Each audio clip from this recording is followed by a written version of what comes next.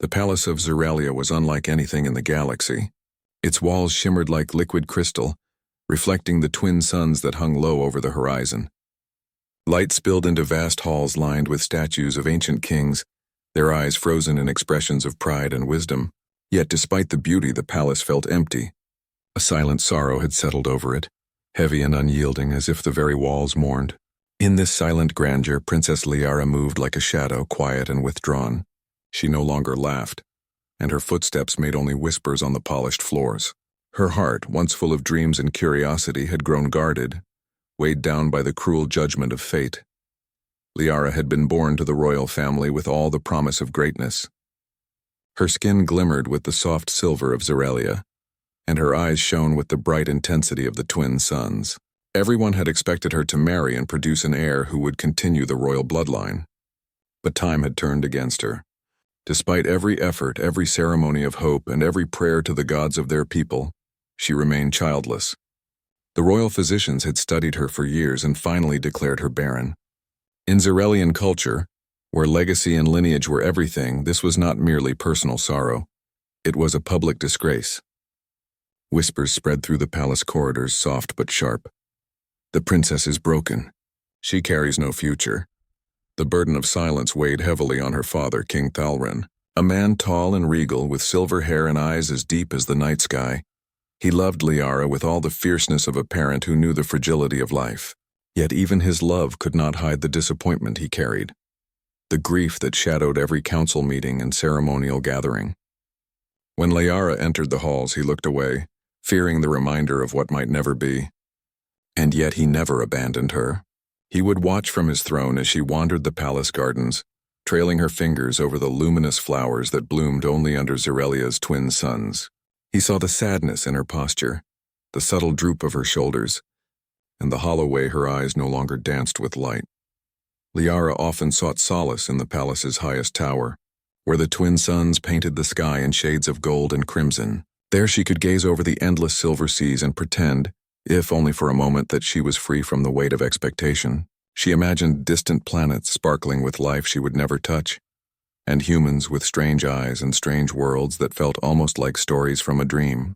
She wondered if, somewhere out there might be a place where her heart could breathe, where she could be more than a princess defined by what she could not give her people.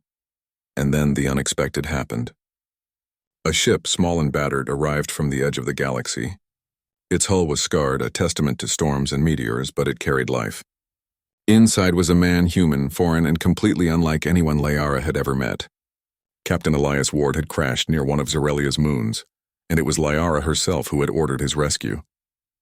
There was something in the way he looked at her, not with awe, not with fear, but with quiet honesty that unsettled her. He was a stranger in a world of crystal and perfection, yet he seemed grounded, real, and completely unafraid. Their first meeting was cautious. Liara asked questions about his world, about his people, about life beyond the stars. Elias answered with patience, telling stories of Earth, of endless oceans and forests, of cities alive with light and music. Liara listened, her heart fluttering in a way she had thought impossible. She laughed at a small joke he made, and the sound startled her. It had been so long since she had laughed freely. In that laughter she felt a spark of something she had forgotten existed. Hope. The court, of course, noticed. Whispers turned to murmurs, murmurs to outrage. How could the princess, heir to the throne of Zerelia, be seen with a human? Some said it was dangerous, others said it was foolish, but Liara no longer cared. For the first time in years, she felt a connection that had nothing to do with duty, expectation, or lineage. The human, this strange, brave man from another world, was a reminder that life could still surprise her. That even in a palace heavy with sorrow and whispers, love could find a way to bloom. As the twin suns set that evening, casting a soft violet glow over the palace, Liara stood at the tower window once more. Her mind was no longer filled with despair, but with curiosity, wonder, and the stirring of something deeply human. Longing. For the first time, she imagined a future that was not dictated by loss but by possibility. Somewhere in the stars, she thought, maybe even love could defy what the universe had written. And perhaps, just perhaps, her story was only beginning. Elias Ward had never expected to be here, on a distant planet with twin suns, In a palace that shimmered like liquid crystal, the crash had nearly taken his life, but now he was alive, lying on a soft bed that seemed to glow beneath him. As he opened his eyes, the first thing he saw was Liara, her silver skin shining faintly in the morning light, her eyes wide, curious, and yet careful. She did not lean over him with pity or suspicion, but with a calm interest that felt strange and comforting all at once. "Can you hear me?" she asked softly, her voice like the wind over the crystal seas. Elias blinked, trying to focus. "Yes, I can hear you." "Where am I?" "You are in Zerelia," she said. "You were injured. You came to my world unexpectedly. My people call this place the Palace of the Twin Suns." He tried to sit up, but pain shot through his body. She noticed immediately and placed a gentle hand on his shoulder. "Do not try to move. The doctors will help you." It was in that simple touch that Elias realized something strange. There was no fear, no judgment, no expectation.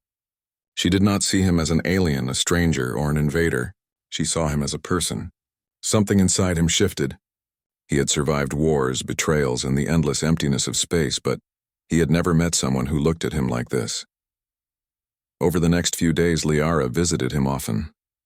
She would sit quietly, sometimes asking questions about Earth, sometimes simply watching him sleep. And every time Elias felt the weight of loneliness begin to lift. He told her about oceans that stretched farther than the eyes could see, about forests where light danced through leaves like fire, about cities that never slept. He spoke of simple things: bread baked fresh in the morning, songs sung by people he loved, laughter shared under starry skies. Liara listened, fascinated. Her own life had been filled with crystal halls, formal ceremonies, and endless expectations. She had learned to hide her heart, to move silently through her world, but Elias's stories painted colors she had never imagined. She found herself smiling at his words, laughing softly at his humor, and, without even realizing it, leaning a little closer when he spoke. The court noticed the change too. Guards whispered in the corridors. Advisors frowned. "Princess Liara spends too much time with him," they muttered. "A human has no place here. He is dangerous, he brings uncertainty." Liara ignored them. The only danger she felt was inside herself. The fear of caring too much, of hoping for something impossible. She knew the stories of her people. Zerelians and humans had never had children together. They were too different. The scientists said it could never work. The priests said the gods would not allow it. And yet every time she looked at Elias, she felt a warmth that defied logic. A quiet pull in her chest that whispered, "Perhaps there is more than rules in science. Perhaps love is stronger." Elias felt it too. He had never believed in destiny or fate, but here, in a palace lighted by twin suns, he began to wonder if the universe had led him here for a reason. Liara was not a princess to him. She was not a symbol of lineage or duty.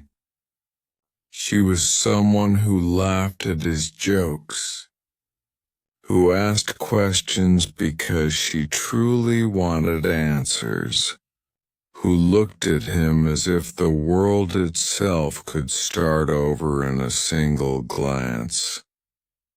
One evening, as the suns dipped behind the silver seas, Elias spoke quietly. "Liara, I don't know your people, their laws, or what they expect of you. But I do know this: I want to be here with you. If you will let me." Liara's heart raced. For years she had carried shame, sorrow, and the fear of being unwanted. Now, a human, Someone from a world far away was offering her something she had never dreamed of. Choice, companionship, and love. Her voice trembled as she spoke, barely above a whisper. I think I want that too. And in that moment, the crystal halls of the palace seemed to breathe with life. For the first time in years, Liara's heart felt full. She had found something beyond titles, beyond expectations, beyond even despair. She had found hope in the most unlikely of places. A human who had crossed the stars and into her life. That night, as the twin moons rose and cast silver light over the palace, Liara sat at the tower window thinking about the future. It was uncertain, dangerous, perhaps even forbidden, but it was also hers. And for the first time she believed that love could bloom even in a world that had told her it was impossible. And somewhere, deep in the silence of the palace, the first spark of a story began. A story that would defy the stars themselves. The palace of Zerelia had always been a place of rules and expectations. Every movement, every word, every glance was observed and judged. And now a new tension had crept into its crystal halls, one that no one could ignore.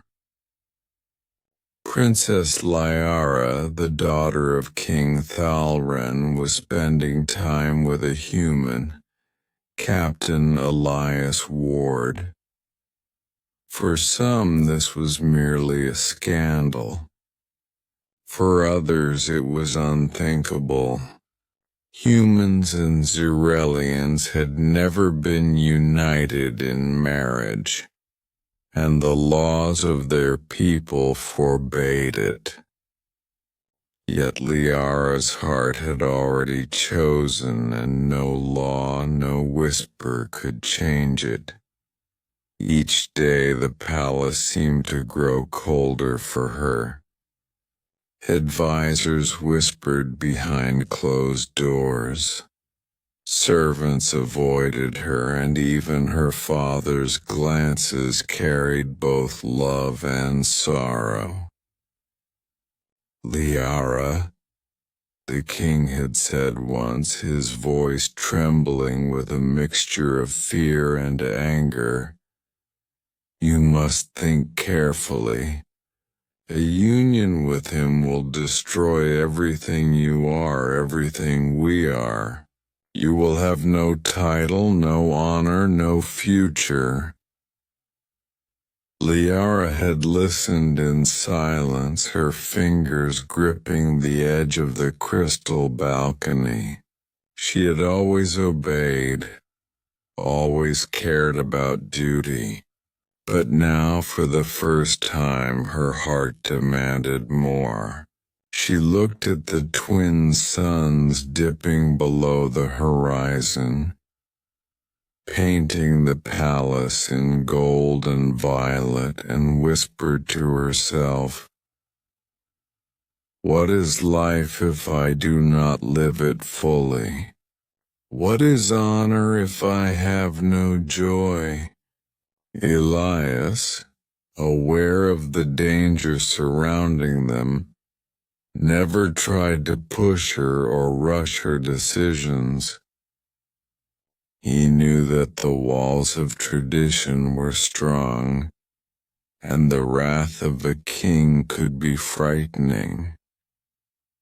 Instead, he stayed by her side quietly, offering laughter, stories, and the warmth of his presence. "We cannot control what the world thinks," he told her one evening as the twin moons rose over the palace garden. "Oh, but we can choose what we do with our hearts." Liara's heart trembled at his words. She had lived so long under judgment and fear that the idea of freedom, even in love, seemed almost impossible. Yet here was someone who had crossed the stars, risked everything, and yet did not ask her for titles, status, or obedience. He simply asked to share her life. One night after the palace had fallen silent, Liara and Elias met in the hidden garden behind the palace walls.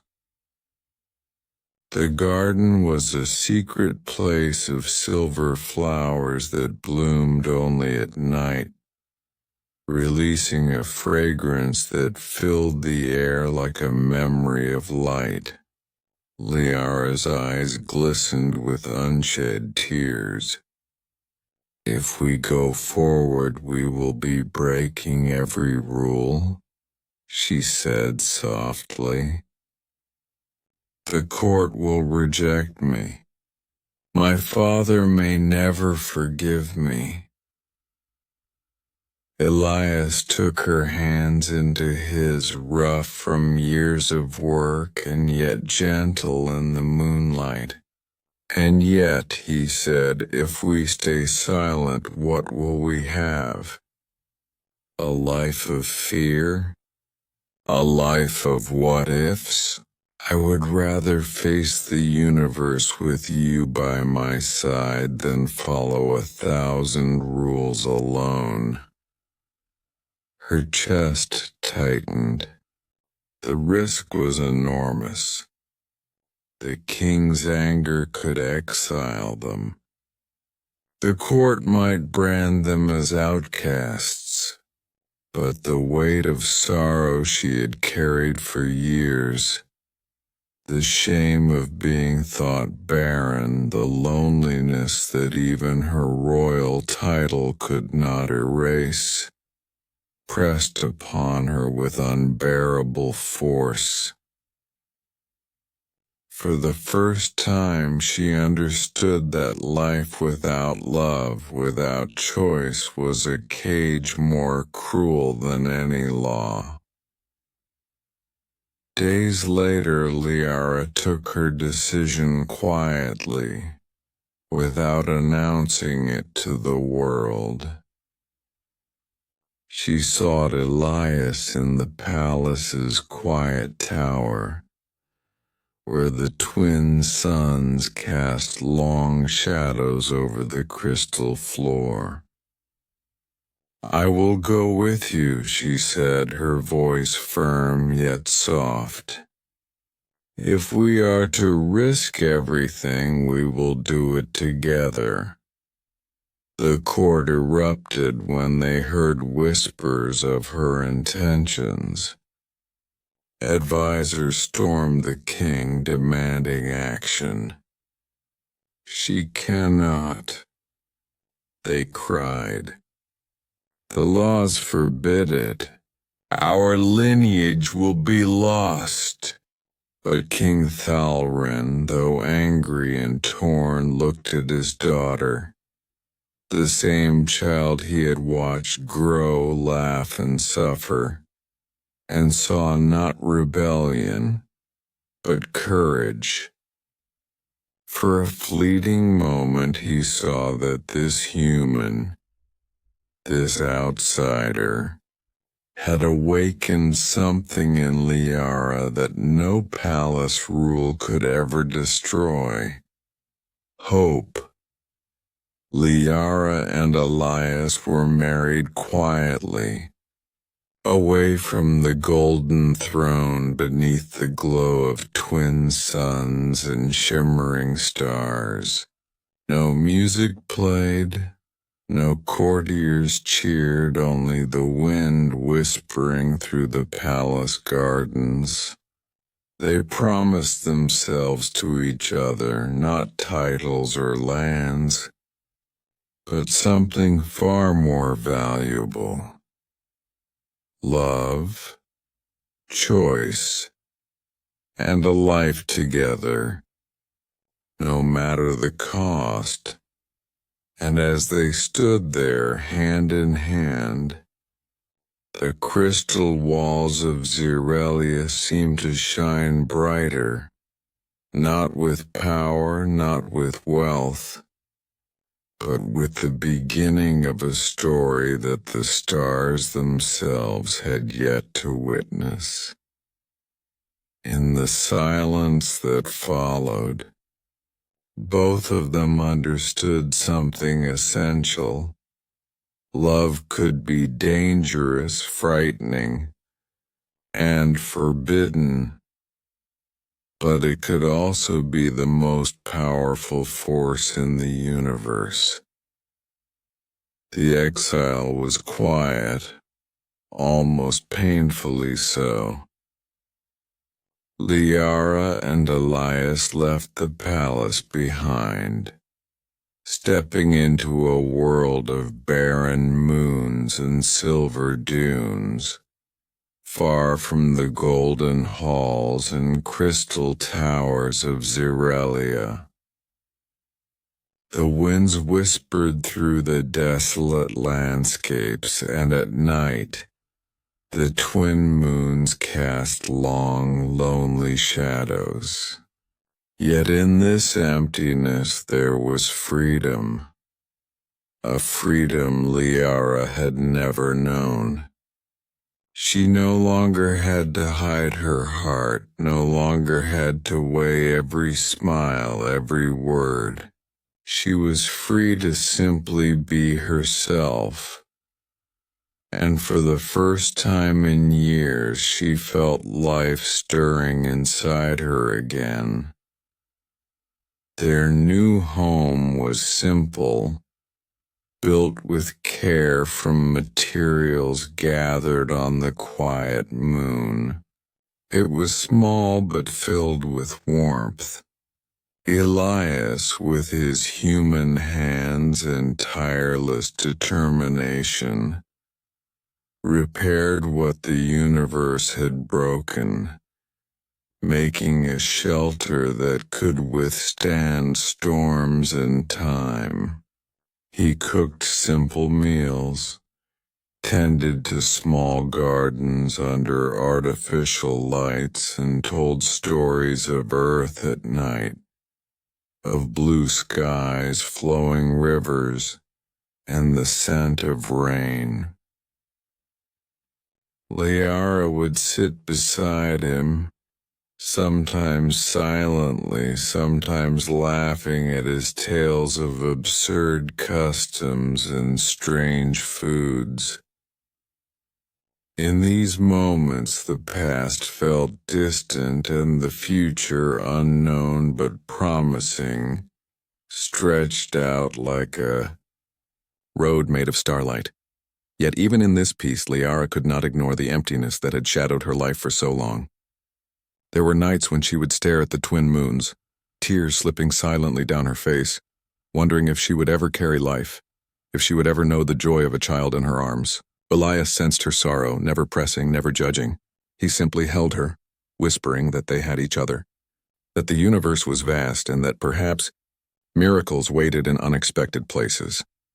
And then, one quiet evening, as the moons rose and silvered the dunes with their gentle light, Liara felt something impossible, a soft, pulsing heartbeat inside her. At first she thought she had imagined it, that the weight of hope and fear had created a cruel illusion. But the sensation persisted, rhythmic and undeniable.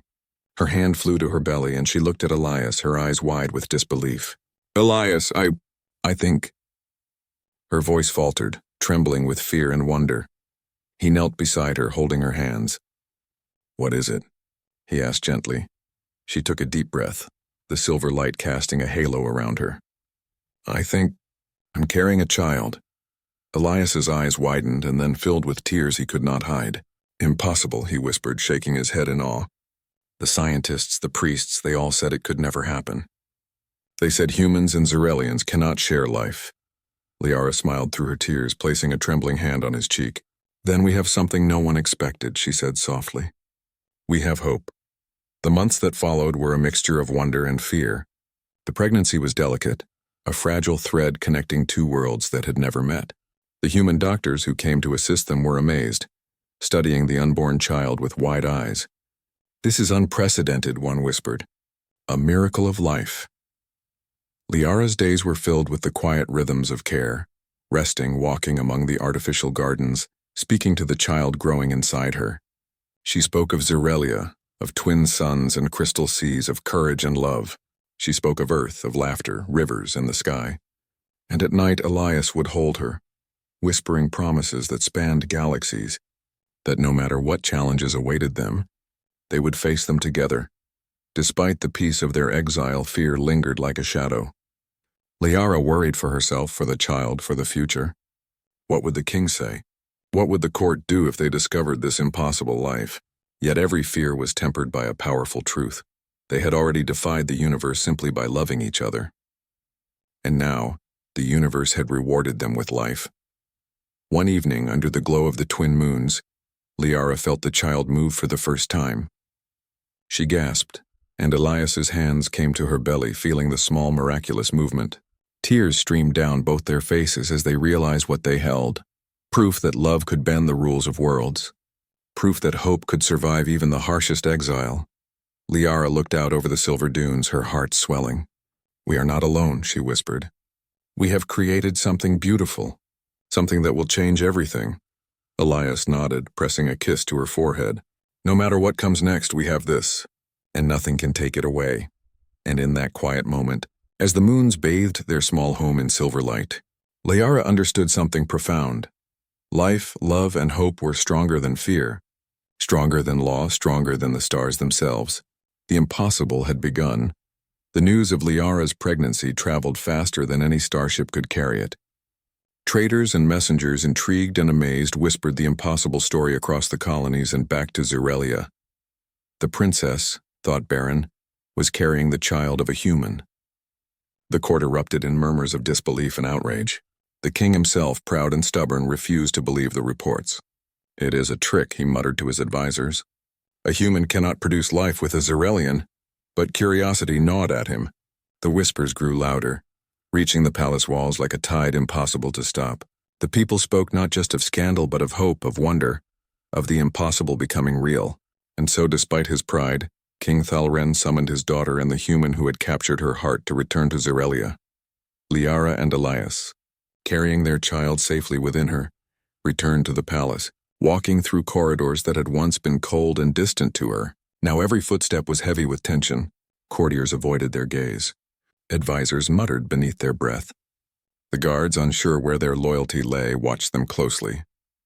And at the center of it all, the king waited, tall and regal, his face a mask of disbelief and suppressed emotion. The palace was quiet, almost unbearably so, when Liara entered the throne room. The crystal walls reflected the twin suns' light, catching every shimmer of emotion in her silver skin. Elias walked beside her, calm and steady, his human presence a bold contrast against the elegance of Xerelia. And in Liara's belly, life stirred, the child who would defy the rules of the universe. King Thalren's eyes were fixed on her, searching for answers, for proof, for some sign that this was not a lie. His voice, when he finally spoke, trembled with emotion he could not fully control. "Liara, tell me this is not a trick," he said, though a part of him feared the answer. Liara stepped forward, her chin raised, her voice steady but full of emotion. "Father, it is no trick. The child I carry is real. He is ours. Elias is in mine. Gasps filled the hall. Courtiers whispered, some in awe, some in fear. Humans had never been trusted in Zerelia, and a human father producing an heir, that was beyond belief. Yet there was no denying the truth. The child moved within Liara, tiny but undeniable, and Elias gently placed his hand on her belly. The king's eyes softened, though his pride wrestled with every beat of his heart. He had feared loss, feared shame, and feared the breaking of tradition. Yet now he saw life itself, the proof that the impossible had happened. When the child was finally born, the palace seemed to hold its breath. Liara lay in a room bathed in silver light from the moons, her body exhausted but glowing with a joy that words could not describe. Elias held her hand, trembling, as the midwives brought forth the child. It had his eyes, warm and full of humanity, but its skin shimmered with the soft silver of Zerelia. The baby's cry echoed through the halls, a sound that seemed to banish years of sorrow and silence. King Thalren, summoned to witness the miracle, stood frozen as he looked upon his grandchild.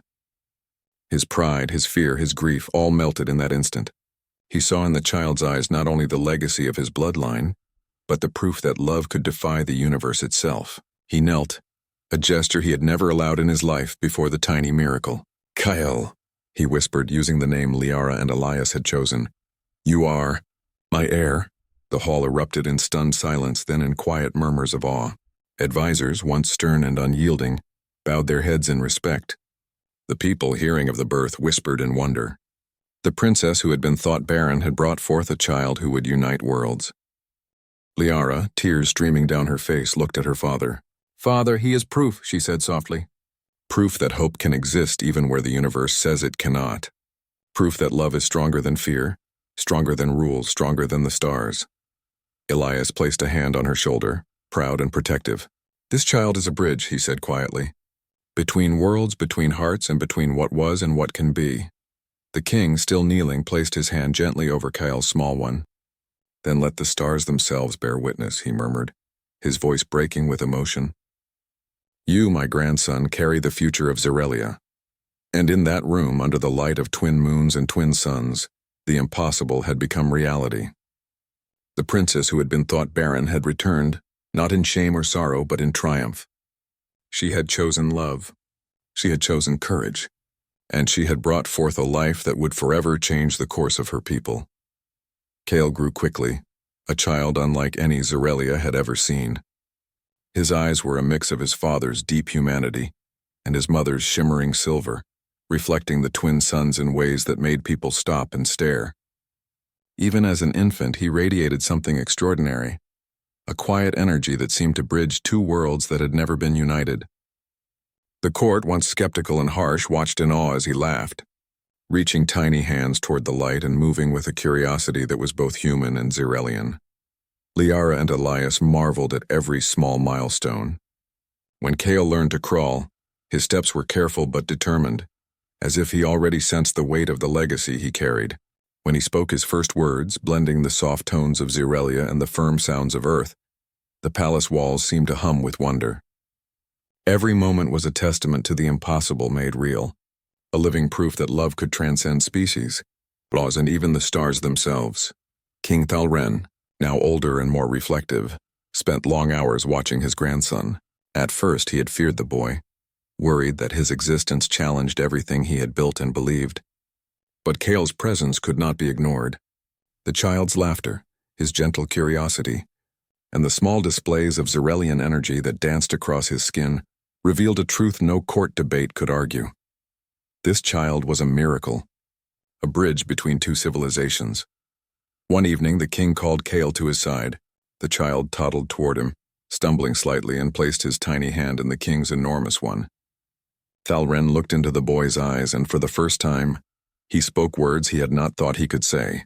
"Kyle," he whispered, his voice breaking, "you are my heir. You carry the blood of Zerelia, but also the heart of a human. You are proof that the universe itself can be wrong when it doubts love." Liara's eyes filled with tears as she watched the moment. Elias, standing beside her, rested a hand on her shoulder. They had faced exile, fear, and doubt, but now their child had changed the course of history. The walls of the palace, once cold and judgmental, seemed to shimmer with approval, reflecting the light of the twin suns in celebration. As Kale grew, he began to explore the palace and the surrounding lands with fearless curiosity. He climbed the silver trees in the gardens, touched the crystal fountains, and ran across the hallways that once felt so intimidating to his mother. Everywhere he went, people followed silently, not out of command but out of awe. Xyrelians had always revered tradition, but this child demanded something different: acceptance, wonder, and hope. The king, once strict and unyielding, began to soften under Kale's influence. He spent more time in the gardens, walking with his grandson, teaching him the history of Xyrelia and listening as Kale asked questions about Earth, about humans, about things no Xyrelian had ever dared to ask. Each question, innocent and curious, was a reminder that the future could be shaped by courage and love, not just by law or expectation. Liara watched her son with a mixture of pride and awe. He was more than a child.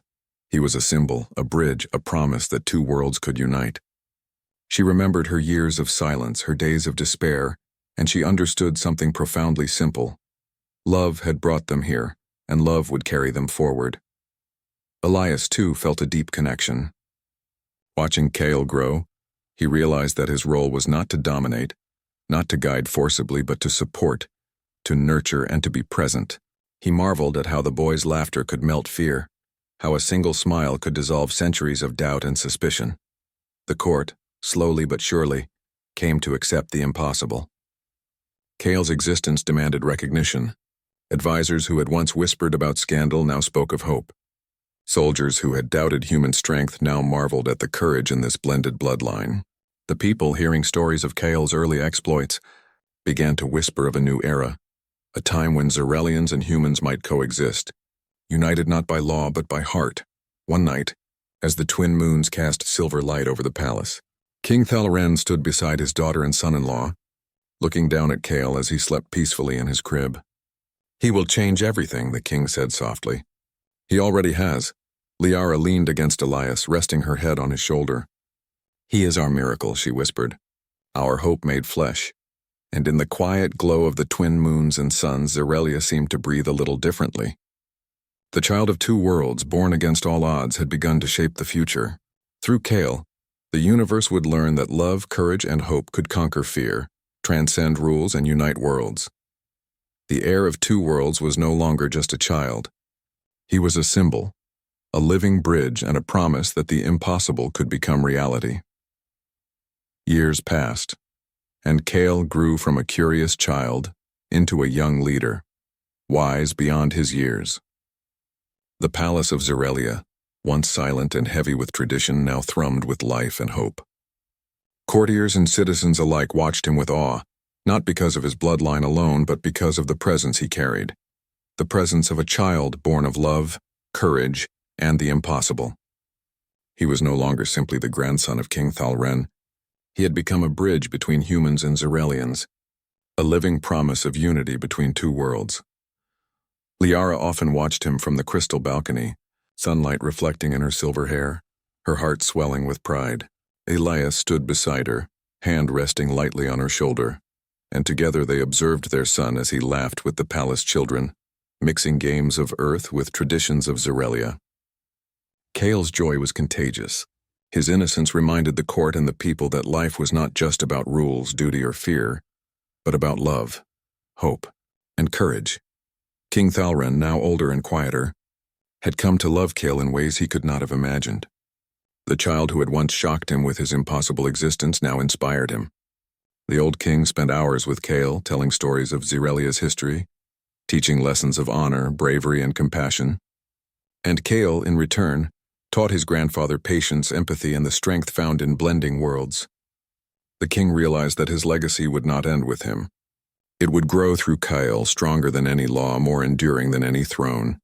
One day, as the twin suns rose and bathed the palace in golden light, King Thalren called Kale to stand beside him on the balcony. The people of Xyrelia had gathered below, whispering and watching the moment unfold. The air was thick with expectation. Thalren's voice, usually strong and commanding, trembled with emotion. "Kyle," he said, looking into his grandson's eyes, You carry more than my blood. You carry the hope of our people, the courage of your parents, and the promise that love can conquer what fear and tradition cannot. Kyle, standing tall and calm despite the weight of the moment, nodded. I will honor both worlds, he said, his voice steady, filled with the clarity of someone who understood his purpose. I will lead not just as a prince, but as a bridge. I will carry the hearts of humans and Xerelians together, and I will protect what my parents fought to create, hope. A cheer rose from the crowd, loud and joyful, echoing across the palace and the crystal seas beyond. The people bowed, not out of fear or obligation, but out of respect and wonder. The impossible child had grown into a leader who inspired unity, courage, and belief in miracles. Liara felt tears slide down her cheeks as she watched him. She had once been a princess, thought Barren, a woman judged by a cruel fate. She had suffered exile, fear, and the whispers of doubt. Yet all that pain had led to this moment. Her son, her heir, a child who had changed the course of history. She leaned into Elias, who held her close, both of them silent, hearts full. The king, standing beside them, placed a hand on Kale's shoulder. The stars themselves have witnessed this, he said softly, and they would bow before your courage. Kale looked at his family, the mother who had never given up hope, the father who had crossed the stars for love, and the grandfather who had learned to trust in the impossible. He knew the path ahead would not be without challenge. There would always be those who doubted, who feared change, who clung to old ways. But he also knew that love, courage, and hope were stronger than any obstacle. Years later, Kale ascended to the throne, becoming the first ruler of Xerelia, whose blood carried both human and Xerelian heritage. Under his reign, humans and Xerelians united, sharing knowledge, culture, and life across planets. Trade flourished, discoveries expanded, and the once separated worlds learned to respect and love one another.